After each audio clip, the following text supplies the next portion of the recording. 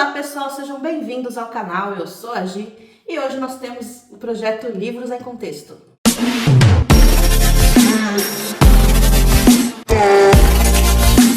Oi gente, tudo bem com vocês? Bom, então hoje nós vamos começar a conversar sobre a literatura do Egito Antigo no período do Reino Médio. Para falar sobre esse tema vão ser alguns vídeos, porque é bastante coisa, e eu vou me basear numa tese de doutorado que se chama A Literatura Egípcia do Império Médio, Espelho de uma Civilização, do Telo Ferreira Canhão, que é lá de Portugal. E, gente, é incrível essa tese, é incrível mesmo. Nos próximos vídeos vocês vão ver todo o trabalho que ele fez aqui nessa tese. É sensacional, assim, realmente é de ser premiado isso aqui. Tá certo? Então, antes de começar, eu já vou pedir para vocês curtirem o vídeo, se inscreverem no canal, deixar algum comentário aqui para mim, que isso é muito importante. Bom, eu vou começar falando então como o autor estruturou a tese dele. Ele estudou 12 textos literários do Reino Médio e ele transliterou esses textos, traduziu para o português e ele dividiu esses textos em 3 grandes temáticas. Dessas 3 temáticas, cada uma é um capítulo da tese. E os próximos vídeos do canal a gente vai analisar cada um desses textos a partir dessa divisão que ele fez. Então no primeiro capítulo ele vai pegar desde o primeiro período intermediário até a 12ª dinastia e ele chamou isso de Tempos Conturbados, do primeiro período intermediário à 12ª dinastia.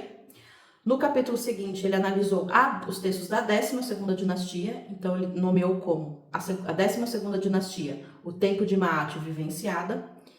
E o terceiro capítulo, ele analisou relações e ele chamou de relações afetivas e sociabilidades. Cada um desses capítulos vai ser um vídeo que eu vou fazer nas próximas semanas sobre literatura do Reino Médio. Para hoje, o que eu vou fazer? Eu decidi falar um pouco sobre as formas de escrita do Egito, que elas vão variar um pouco ao longo do tempo. Falar um pouco também sobre os gêneros literários que a gente encontra na literatura egípcia. E eu trouxe uma história, que é a história de Sinu-Re, para a gente analisar aqui, e porque ela é uma história que tem vários gêneros literários na mesma história, então a gente consegue aí enxergar cada um desses gêneros e entender melhor todos eles. Então, começando a falar sobre as formas de escrita. A primeira delas é a mais conhecida, que a gente mais ouve ouvir, que são os hieróglifos. Vou deixar uma imagem aqui, com certeza vocês já viram hieróglifos por aí. Né? E essa escrita, com o passar do tempo, ela passou a ser a escrita do sagrado. Se a gente lembrar o mito da cidade de Mênfis, que a gente falou há uns meses atrás, Ptah, que é esse deus criador, ele cria através da palavra, tanto da palavra oral, falada, quanto da palavra escrita, através dos hieróglifos. O texto hieróglifo, ele é o texto do sagrado no Egito. E com o passar do tempo também, se criou um outro tipo de escrita, que é a escrita hierática. O hierático, também vou deixar a imagem aqui, ele é a versão cursiva do hieróglifo, e é aquela escrita do dia a dia. Então é a escrita dos textos administrativos, é a escrita da literatura, enfim, é a escrita comum do dia a dia, são os textos em hierático. Nesse período da história do Egito que a gente está estudando, existiam em paralelo essas duas formas de escritas, hieróglifos e hierático. Agora a gente vai começar a falar um pouco sobre os gêneros literários e quais são os gêneros literários que a gente encontra na literatura egípcia. O primeiro deles são os textos de instruções, que são ensinamentos, conselhos, normalmente baseado na experiência pessoal do autor. Aqui no canal a gente já falou sobre as máximas de Ptah Hotep, vou deixar o vídeo aqui para vocês também, que é um exemplo desse tipo de texto. Então são textos ali de sabedoria, de ensinamentos, de conselho, normalmente de uma pessoa mais experiente para uma pessoa mais jovem, menos experiente. É muito comum esse tipo de literatura no Egito Antigo. Tem também narrativas e contos, que são basicamente os textos que a gente vai ver aqui nas próximas semanas. Então são histórias que podem ser de aventura, de viagem, e a história que a gente vai ver hoje, que é a história de Sinu-Re, é um exemplo desse tipo de narrativa. Porém, como eu já adiantei para vocês, não é só isso. Tem também as autobiografias, que são justamente esses textos das pirâmides, textos dos sarcófagos, que faziam parte ali de todo o rito funerário dos egípcios, visando a passagem, a viagem até o mundo de Osíris, que eu expliquei no último vídeo. Então era muito comum esses textos nos sarcófagos, mas a gente precisa ter em mente que esses sarcófagos grandes, as pirâmides. As pirâmides são do faraó, mas esses sarcófagos maiores são pessoas que faziam parte de uma camada social mais privilegiada, vamos dizer assim, né? Com mais posses. A gente tem que ter isso em mente também.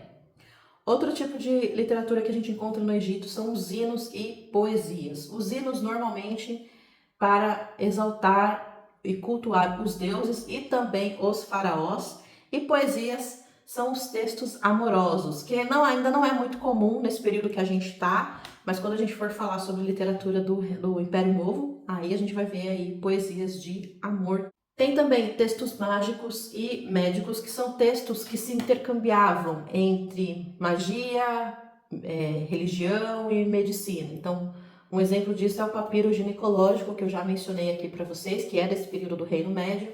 Então, você tem lá a parte da medicina, né, a descrição de uma doença, de algo que a pessoa está sentindo, e ali na parte do tratamento, então tem algum ritual meio mágico, meio religioso, para tratar esse problema. São textos que intercambiavam, que transitavam ali entre medicina, magia e religião também. E por fim, os textos cosmológicos e míticos, que dão conta de falar de toda essa mitologia do Egito. A gente já falou bastante sobre esses textos no começo aqui do projeto. Então, falamos sobre o mito de Ísis e de Osíris, falamos sobre os mitos de criação, das cidades de Heliópolis, de Mênfis, enfim. Também vou deixar o link da playlist aqui no box de descrição, que aí vocês conseguem achar todos os vídeos que a gente já fez sobre o Egito Antigo. Vamos falar então sobre a história de Sino-Rei, que é um texto da 12ª dinastia. Ele foi escrito em hierático e nele a gente encontra alguns desses gêneros literários que eu mencionei para vocês. Então a gente tem narrativa, autobiografia, hino, instrução e epístola. É importante também que esse nome, Sino-Rei, ele está em copta. O que é o copta? Copta é o idioma egípcio que se desenvolveu ali no período tardio, quando os gregos estavam ali no Egito. Ele é um texto que originalmente é da 12ª dinastia, mas que vai passando através das escolas de escribas, e a fonte que a gente tem dele, que é o papiro de Berlim, ele está a história de Sino-Rei, e Sino-Rei é uma palavra copta, que é justamente esse idioma egípcio misturado ali, né, juntamente com o idioma grego, saiu esse novo idioma que a gente chama de copta. No Egito Antigo, ou seja, no Egito da 12ª dinastia, o nome desse texto é a história de Sanherret. Então vocês podem encontrar tanto a história de Sino-Rei quanto a história de Sanherret. É a mesma história, só que em idiomas diferentes. Sino-Rei, ele trabalhava no exército egípcio, ele protegia a esposa do filho do faraó, do príncipe herdeiro do trono do Egito, então ele tinha um alto cargo, e ele estava junto com o príncipe, junto com a esposa dele, na Líbia, em uma missão militar que o faraó tinha mandado. Então eles estavam lá e aí um dia chega um comunicado dizendo que o faraó havia sido morto. O príncipe, ele volta para o Egito imediatamente. O Sino-Rei escuta uma conversa meio atravessada e ele deduz, a partir disso, que está havendo uma conspiração. E ele fica com medo de perder a vida nessa conspiração que ele imagina que está acontecendo e ele foge. E aí ele vai ficar um tempo ali no deserto, transitando, até chegar próximo ali da região da Palestina. Então, ele estava na Líbia, ele chegou até a Palestina, então ele andou bastante. E ele foi encontrado por uma pessoa ali no meio do deserto, num momento bem crítico para ele. Foi adotado por essa pessoa, foi levado até as terras, um rei local de uma cidade ali. Foi bem recebido e ele constituiu família.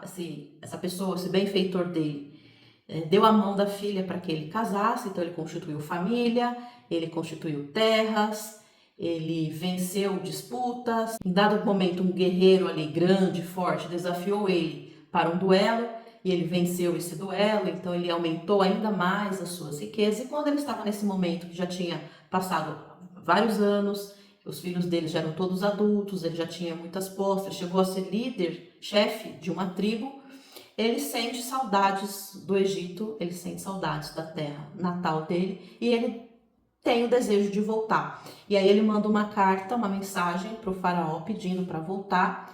o faraó permite que ele volte, e quando ele chega no Egito, ainda que as pessoas não o reconheçam, porque ele é uma pessoa completamente diferente do que ele era quando fugiu, o faraó sabe que ele é Sino-Rei e recebe ele bem, ele toma um banho, né, ele volta a ser um homem egípcio, com todas as características, barba feita, enfim. E então ele recebe uma casa, ele já está mais velho, bem mais velho, então ele recebe uma casa, é feito ali todo um preparativo do sarcófago dele e ele passa os últimos dias dele ali no Egito. Então essa é a história, a sinopse da história de Sino-Rei. Agora a gente vai falar um pouco sobre as características desse texto e também buscar nele todos esses gêneros literários que compõem essa história. Então, para começar, o que a gente tem aqui? A gente tem um narrador personagem que está contando pra gente a sua história. Embora a gente não saiba, não tenha certeza se Sino-Rei realmente existiu, se ele é um personagem histórico, boa parte dos personagens dessa história são históricos. Historicamente, essa história ela começa com a morte do faraó Amenemhat I. Amenemhat I foi o primeiro faraó da 12ª dinastia. Ele, antes de ser faraó, ele era um vizir. O último faraó da 11ª dinastia tinha um vizir que é o Amenemhat I. Esse faraó, ele desaparece, ninguém sabe o que aconteceu com ele. E o Amenemhat I, ele se torna então faraó. Ou seja, ele é um faraó, mas ele não tem sangue real. Ele não vem de uma linhagem de faraós. E no 30º ano do seu faraonato, há uma conspiração ali num ciclo muito próximo desse faraó e ele é de fato assassinado. Nesse momento, o filho dele, que é o Senusret, ele está de fato na Líbia em uma ação militar. Então tudo isso é histórico, é documentado, é um fato. E ele volta então para o Egito para se tornar faraó, uma vez que o pai foi assassinado. E é muito interessante porque isso acontece no 30º ano do faraonato. E a cada 30 anos, o que tem para o faraó? A festa de sede. Então, no momento que era para ele ter a sua festa de sede, que é todo esse ciclo de renovação, toda essa festa, essa comemoração, ele é assassinado. Uma chave de leitura interessante para esse texto é a ideia de morte e renascimento.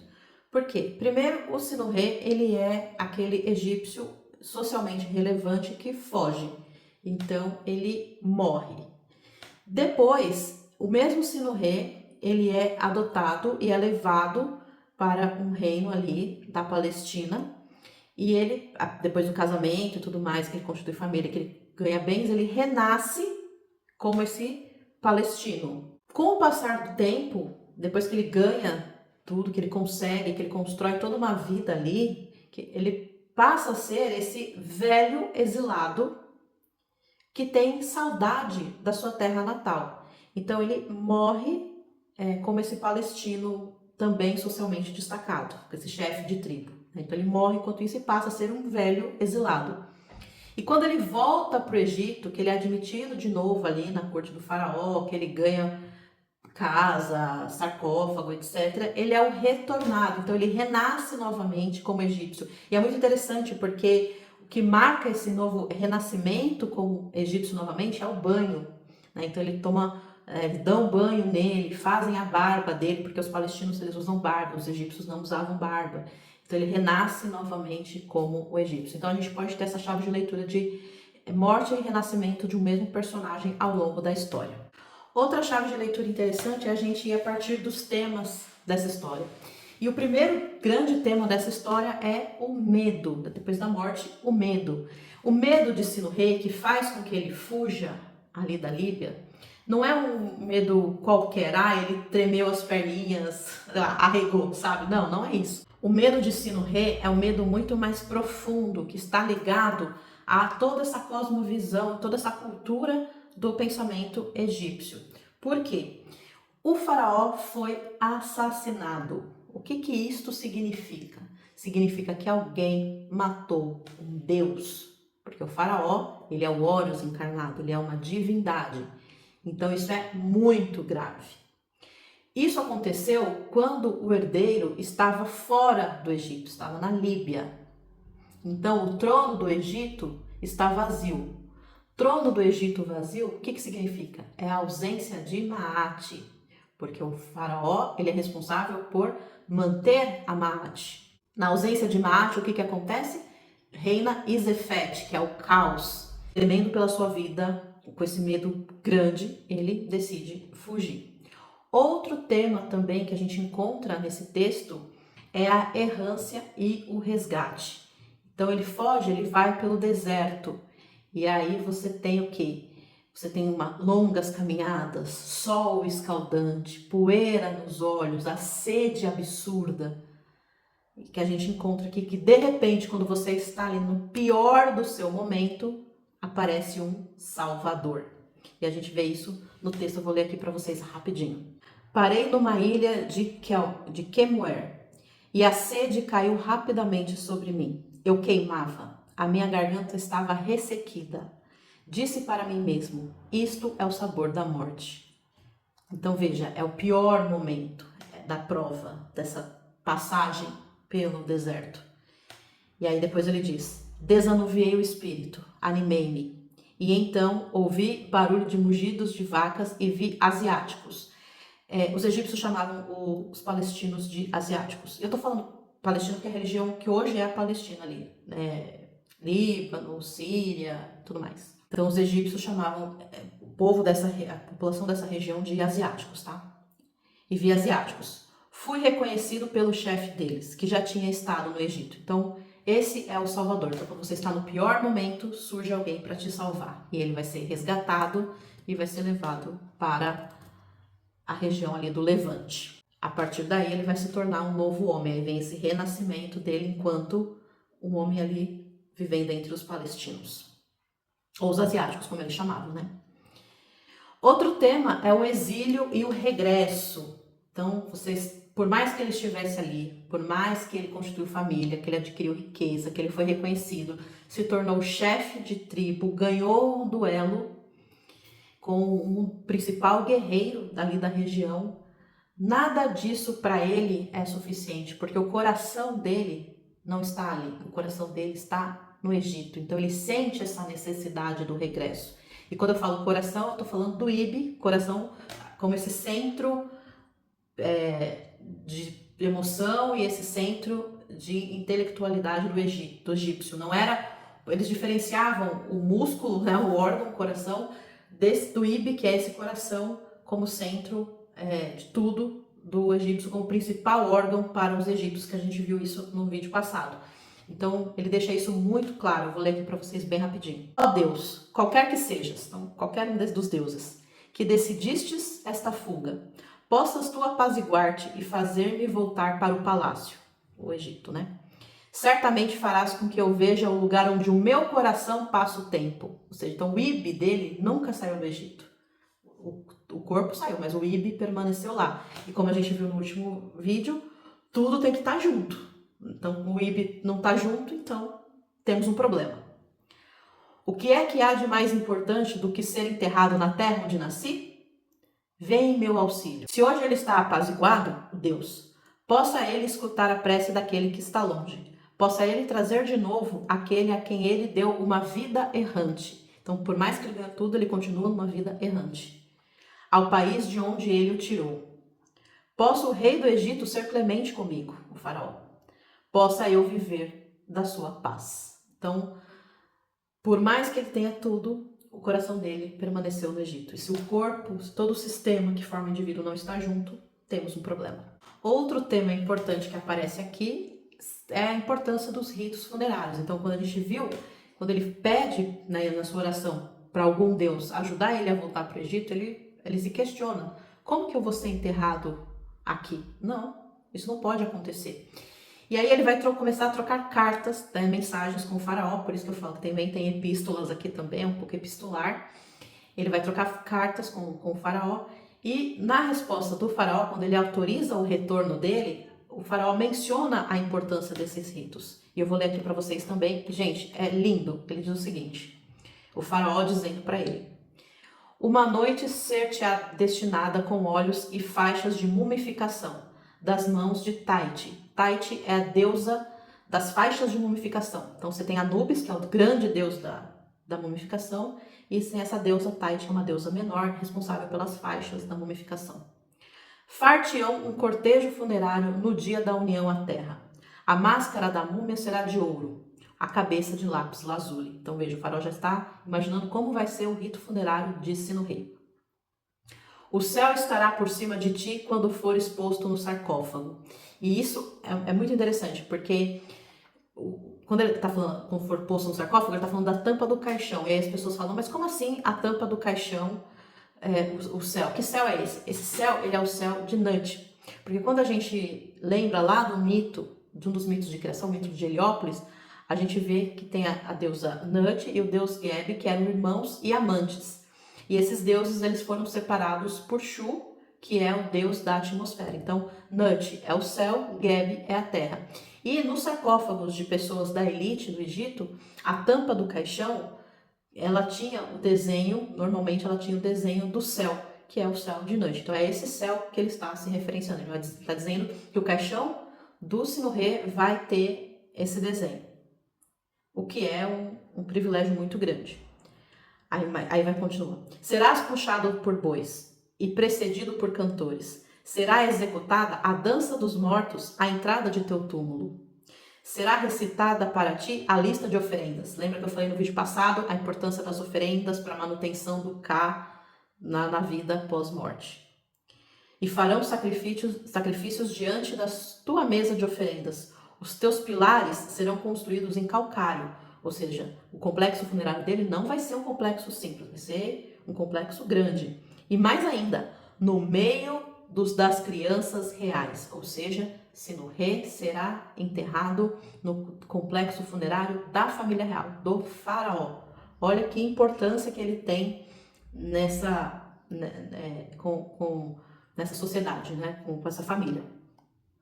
Tu não morrerás num país estrangeiro.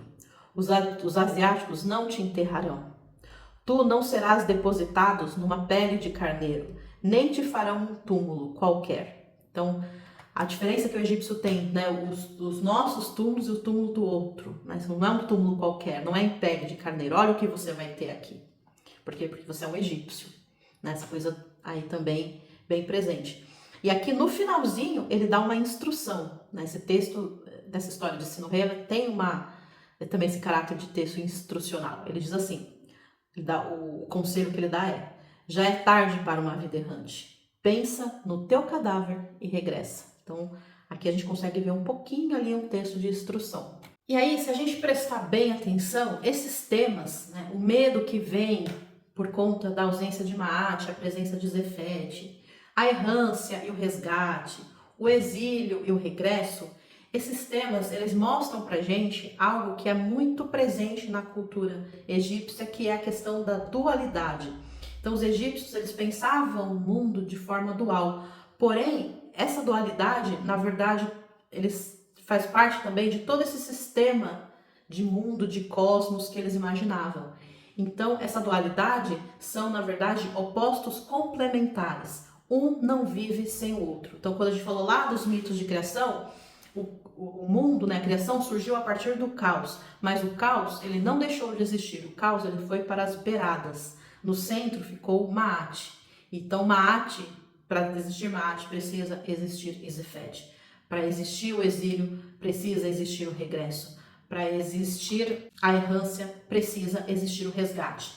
Então, na mentalidade egípcia, né, dentro dessa cultura, essas dualidades, elas são opostos complementares. E isso a gente consegue ver muito claramente nesse texto. Esse texto, gente, ele é um grande clássico das histórias do Egito Antigo, né, da literatura egípcia, porque ele reúne, como eu falei para vocês, vários gêneros literários, mas ele mostra também muito da cultura e da mentalidade, enfim, da cosmovisão dessa sociedade.